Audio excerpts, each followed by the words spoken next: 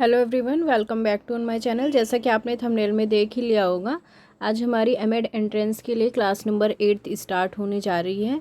अगर आपने अभी तक प्रीवियस वीडियो को वॉच नहीं किया है तो उन्हें वॉच कर लीजिए ज़रूर, तभी आपको पता चलेगा कि कौन सा टॉपिक कहाँ से चल रहा है। ठीक है, तो आज का जो हमारा टॉपिक रहेगा वो रहेगा राष्ट्रीय शिक्षा नीति 1986।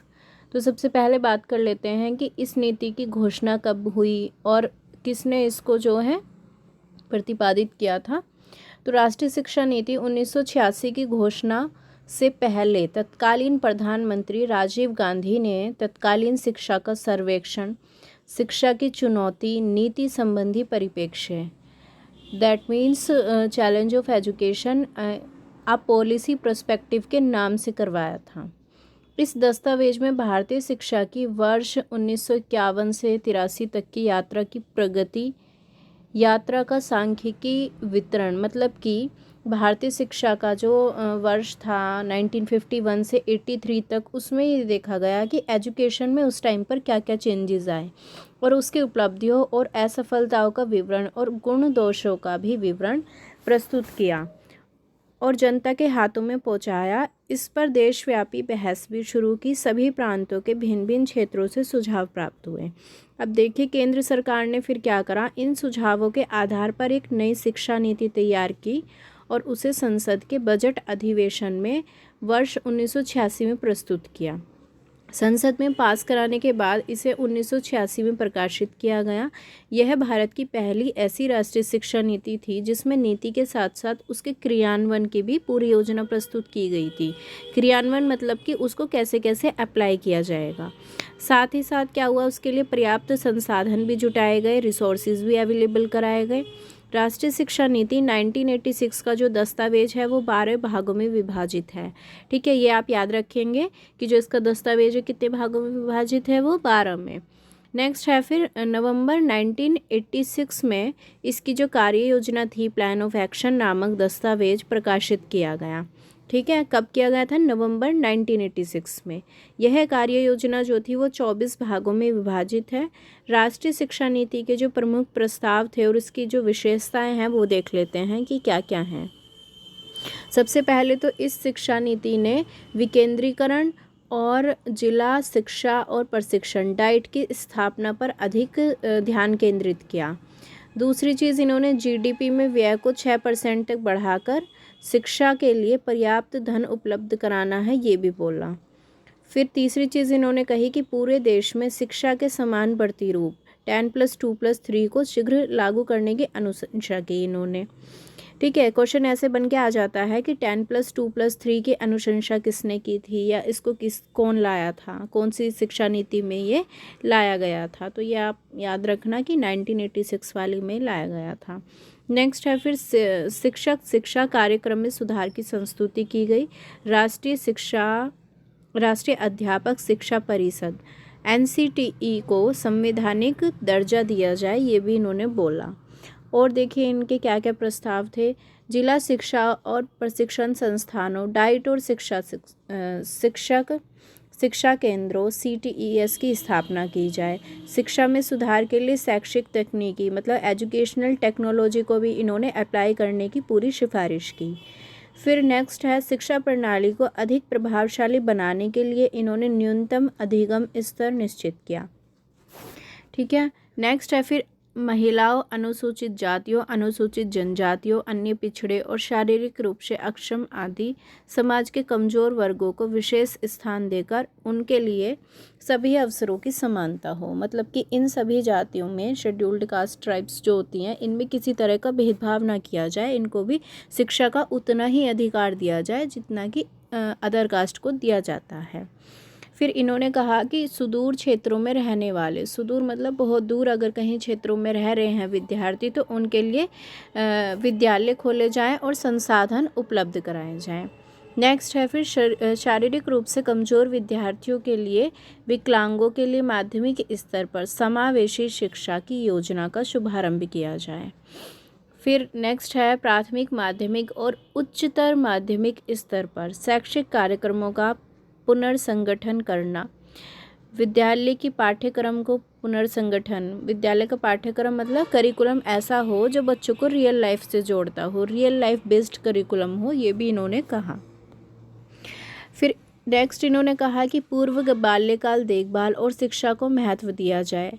भोजन और स्वस्थ वातावरण की समुचित उपलब्धता की भी अनुशंसा इन्होंने की कि भोजन की भी व्यवस्था हो बच्चों के लिए और स्वस्थ वातावरण भी, कि डॉक्टर्स वगैरह भी जो है वो टाइमली चेकअप करते रहें, बच्चे को किसी तरह की कोई डिसीज़ तो नहीं है। नेक्स्ट है फिर प्राथमिक स्तर की पूर्णता और निःशुल्क और अनिवार्य शिक्षा के साथ साथ विद्यालयों की गुणवत्ता में सुधार की भी संस्तुति की। इन्होंने कहा कि विद्यालयों की गुणवत्ता मतलब उनकी क्वालिटी को भी सुधारा जाए और अनिवार्य और निःशुल्क शिक्षा प्राथमिक स्तर पर जरूर हो।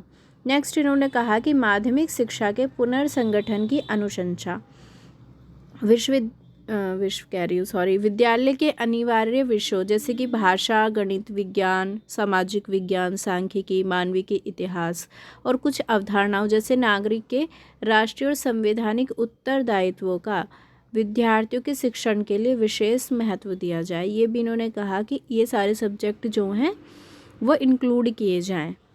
नेक्स्ट है फिर इन्होंने कहा कि मुक्त विश्वविद्यालय जो ओपन होते हैं, ओपन बोर्ड वाले जो होते हैं, और दूरवर्ती शिक्षा संस्थानों के प्रारंभ द्वारा उच्च शिक्षा का विस्तार करना और यूजीसी द्वारा इस प्रकार की शिक्षा पद्धति को समान दर्जा और मान्यता दी जाए।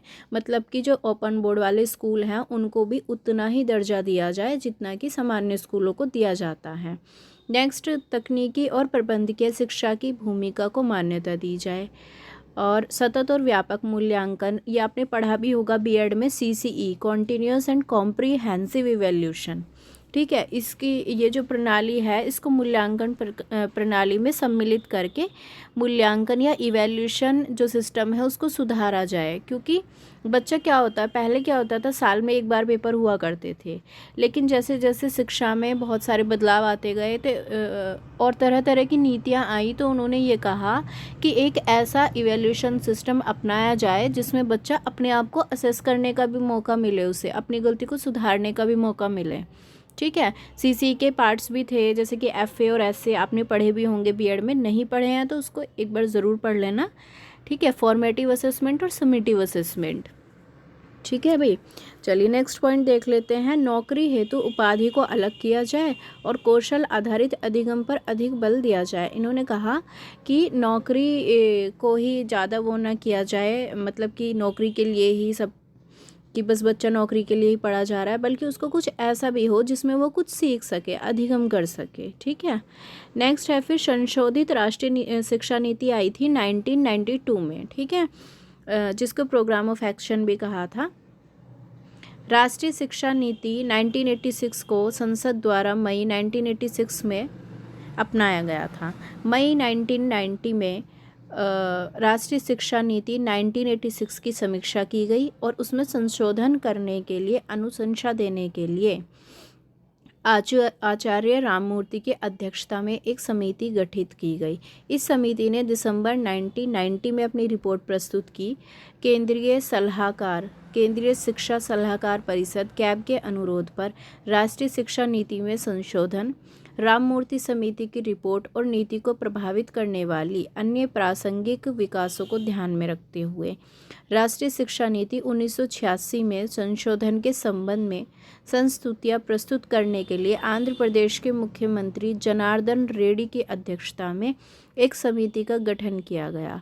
इस समिति ने वर्ष 1992 में अपनी रिपोर्ट प्रस्तुत की थी। ठीक है, ये आप ध्यान रखेंगे कि किसकी अध्यक्षता में इस नीति को जो है संशोधित किया गया था, तो वो थे आंध्र प्रदेश के मुख्यमंत्री एन जनार्दन रेड्डी।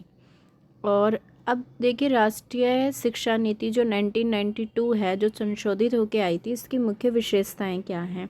सबसे पहले तो इन्होंने कहा कि बालिका, विशेषतः जो 15 से 35 वर्ष आयु वर्ग की बालिका या महिलाएं हैं, उनके लिए अनौपचारिक शिक्षा भी उपलब्ध हो। अनौपचारिक मतलब इनफॉर्मल, कि जो स्कूल जाके एजुकेशन नहीं ले सकती हैं तो वो इनफॉर्मल या ओपन बोर्ड से भी ले सकें, और उसको भी उतनी ही इम्पोर्टेंस दी जाए जितनी सामान्य विद्यालयों में दी जाती है।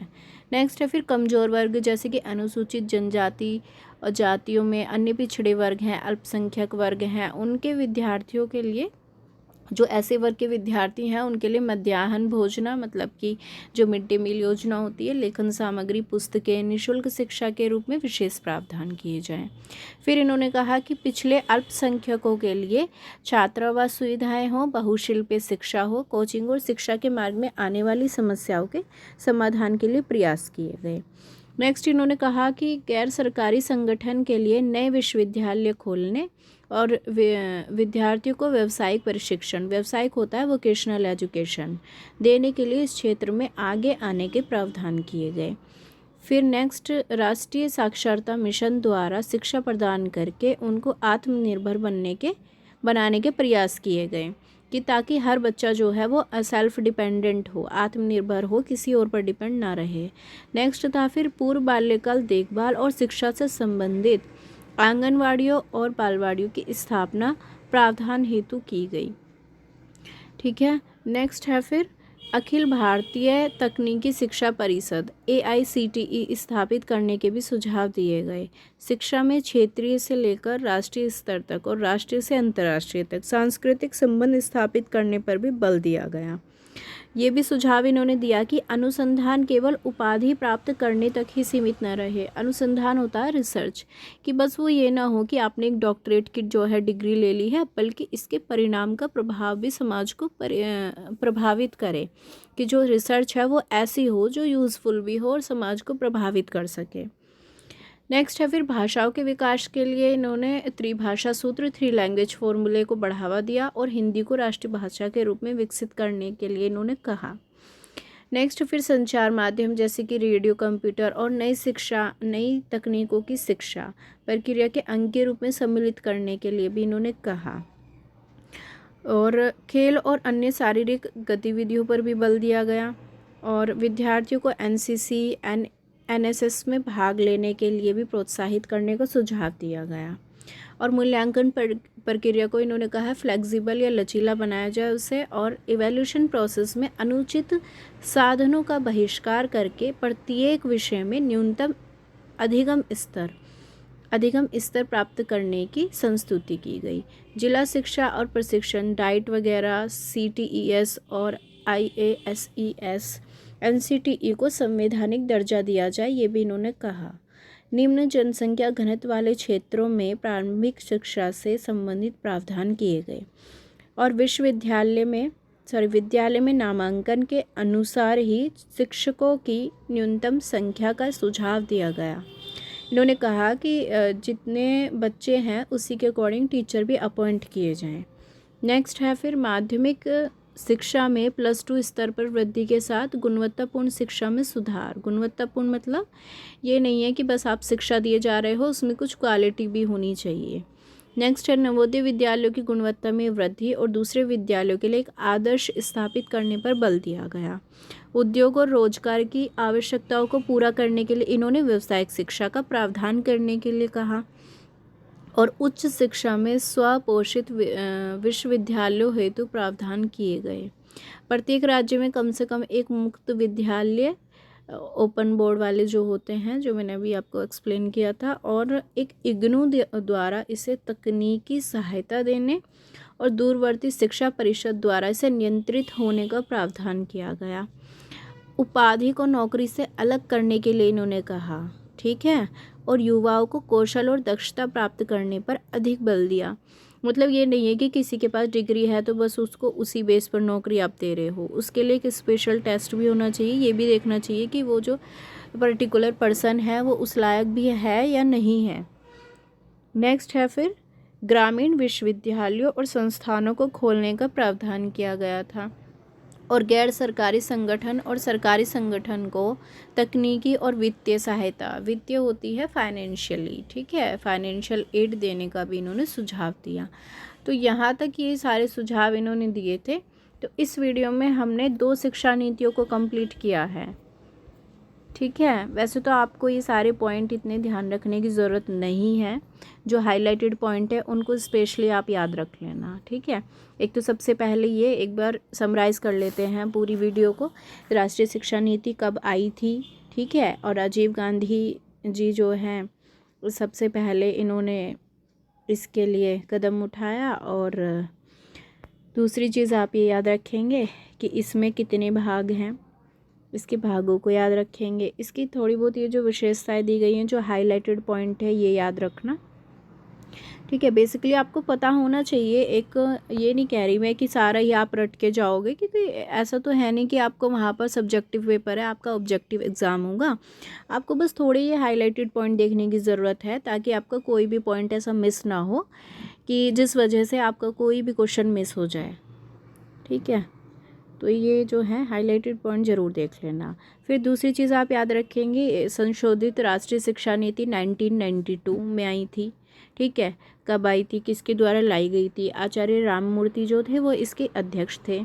फिर आंध्र प्रदेश के मुख्यमंत्री एन जनार्दन रेड्डी की अध्यक्षता में इसका गठन किया गया था। इसकी भी विशेषताओं में हाईलाइटेड पॉइंट आप स्पेशली याद रख लेंगे। और सबसे बड़ी स्ट्रैटेजी होती है किसी भी एग्ज़ाम को क्रैक करने की, कि उसके प्रैक्टिस क्वेश्चन ज़रूर लगाना, ठीक है। और ये भी नहीं होना चाहिए कि बस प्रैक्टिस क्वेश्चन ही लगाए जा रहे हो, आपको टॉपिक के बारे में नहीं पता है कि मतलब मेरे पेपर में आ क्या रहा है, पढ़ ही नहीं रहे हो उसके बारे में और खाली प्रैक्टिस क्वेश्चन लगाए जा रहे हो, तो उससे भी आपका एग्ज़ाम क्रैक होने वाला नहीं है बिल्कुल भी, ठीक है।